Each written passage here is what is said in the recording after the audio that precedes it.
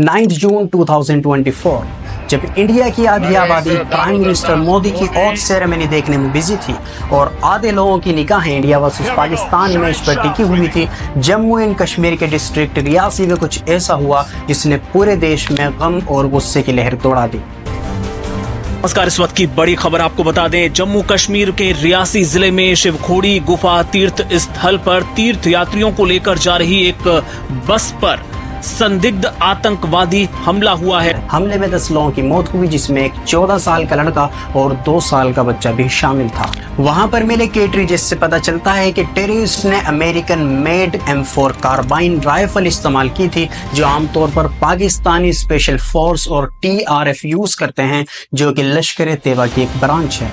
Kashmir police का मानना है कि इसके लिए लश्कर तैयबा ही रिस्पॉन्सिबल है।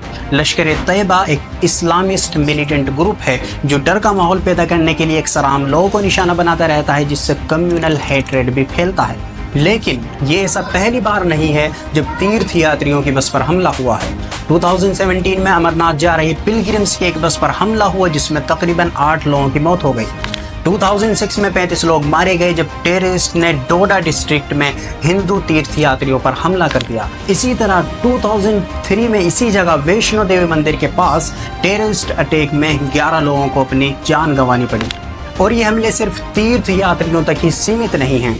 अकॉर्डिंग टू विकिपीडिया, पिछले 5 महीनों में 8 सिविलियंस को मारा जा चुका है। स्पेशली पूंछ और राजौरी डिस्ट्रिक्ट में टेरर अटैक काफी ज्यादा बढ़ चुके हैं। ऑल ओवर इंडिया 2001 से लेकर आज तक 50 से ज्यादा बड़े आतंकी हमले किए जा चुके हैं। इंडियन पार्लियामेंट हो या मुंबई का ताज होटल, सब आतंकी हमले बर्दाश्त कर चुके हैं। मणिपुर, बेंगलोर, यूपी, दिल्ली, शायद ही कोई ऐसा स्टेट होगा जहां टेररिस्ट्स के हाथ न पहुंचे हो। कश्मीर में इस्लामिस्ट और पाकिस्तानी ग्रुप्स, पंजाब में सिख सेपरेटिस्ट और ईस्ट सेंट्रल में नक्सलवादियों की तरफ से लगातार हमले देखने को मिलते रहे हैं।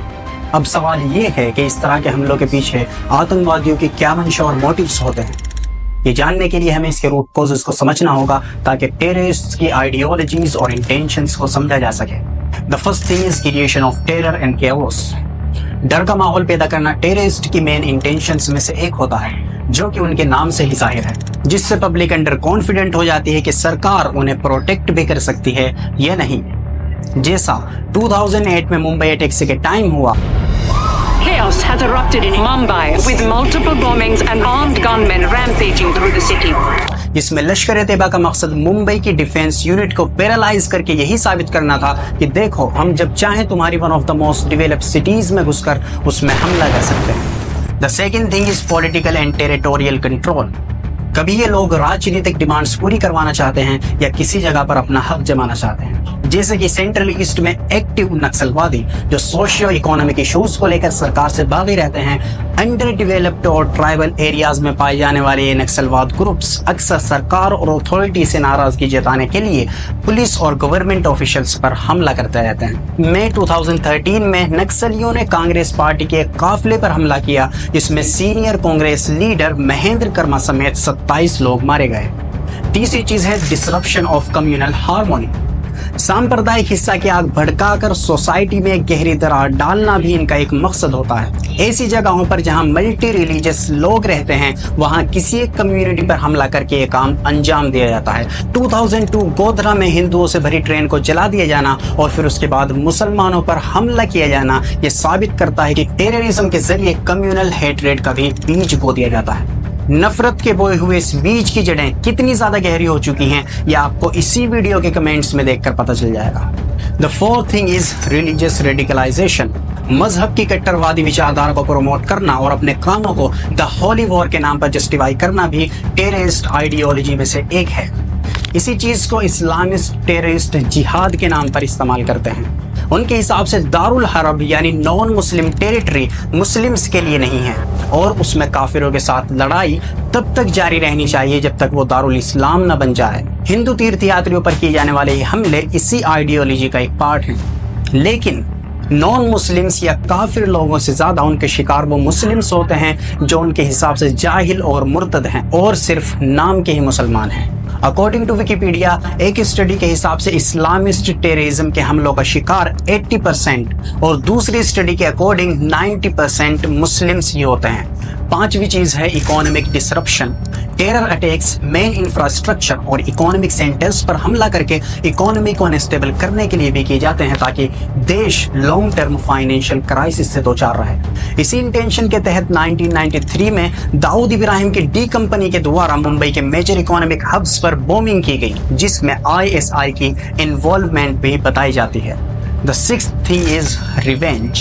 कुछ टेरर ग्रुप्स इन अटैक्स को अपने साथ हो रही नाइंसाफी और जुल्म का बदला लेने के तौर पर भी दिखाते हैं। 2019 में पुलवामा में CRPF पर किए जाने वाले हमले को जैश ए मोहम्मद ने रिटालिएशन और कश्मीर में हो रहे जुल्म का बदला कहकर जस्टिफाई करने की कोशिश की।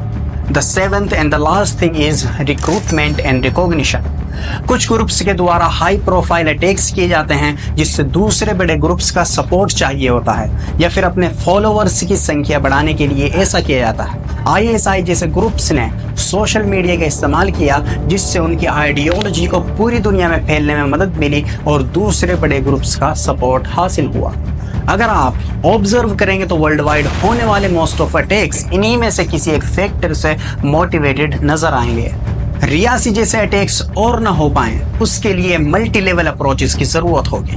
फर्स्ट ऑफ ऑल सिक्योरिटी और इंटेलिजेंस को तो मजबूत करना ही होगा, उसके अलावा एक स्टेप और आगे जाकर कम्युनिटी बेस्ड भी कुछ एफर्ट्स करने होंगे। For example counter radicalization programs किए जाने चाहिए जिनमें लोगों को धार्मिक कट्टरवाद से बचने के लिए एजुकेट किया जाए, स्पेशली यंग इंडिविजुअल्स को, कि कहीं वो एक्सट्रीमिस्ट आइडियोलॉजीज की तरफ न चले जाएं।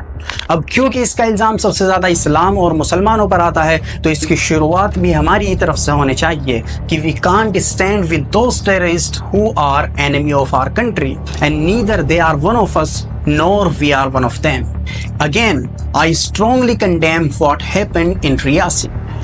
That's all I wanted to say. अगर वीडियो पसंद आई है तो और लोगों को शेयर करो ताकि वो भी इस बारे में अवेयर हो सकें। And thank you for watching.